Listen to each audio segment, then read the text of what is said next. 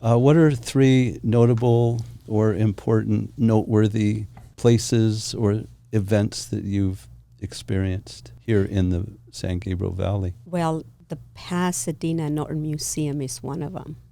I mean, it's a beautiful place. I can never get tired of visiting it, and it is so close. I mean, right? This is the one on Orange Grove? Yes, right on north Colorado. of the, Yes, yeah. Mm-hmm. Yes, it's beautiful, and the Arboretum, of course, beautiful place. To be outdoors and enjoy the colors during the spring, open space.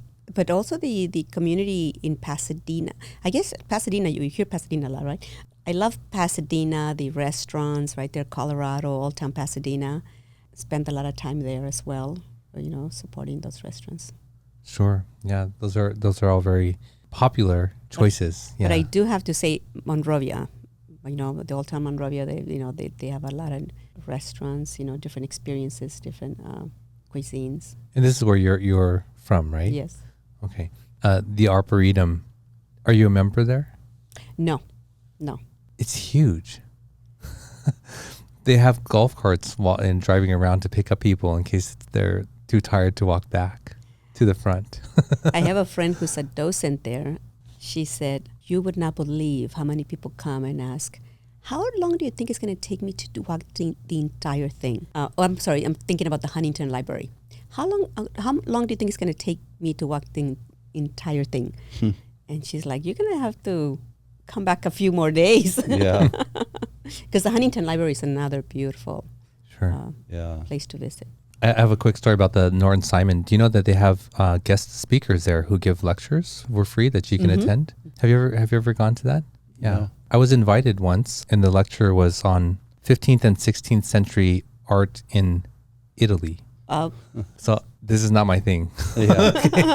So my friend invited me, and I was sort of like, that doesn't really interest me, but okay, I'm going to go. And I went, and the speaker was a professor from Cal State Long Beach, an art history professor from Cal State Long Beach. And it was in a small room, and there was like a screen, projecting.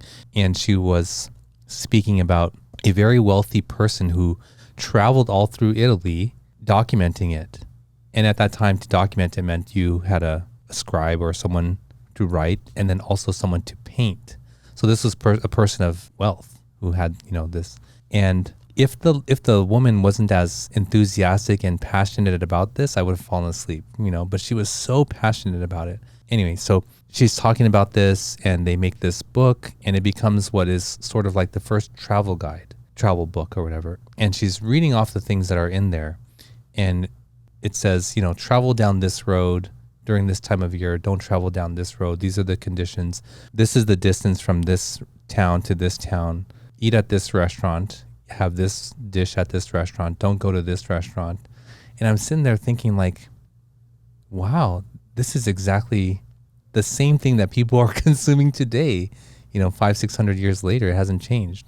They want to know the information, how to get from this place to this place, what places to go, what places to avoid, what's good to eat. It's the same thing. And I was like, wow, in that short lecture, it had changed my perspective that, people haven't really changed that much. Yeah, it really opened your eyes, huh? Yeah. That is a fascinating thing to just hear about right now. Well, to me, thinking of going to a restaurant 500 years ago, like how many were there and what kind of service and what was it like?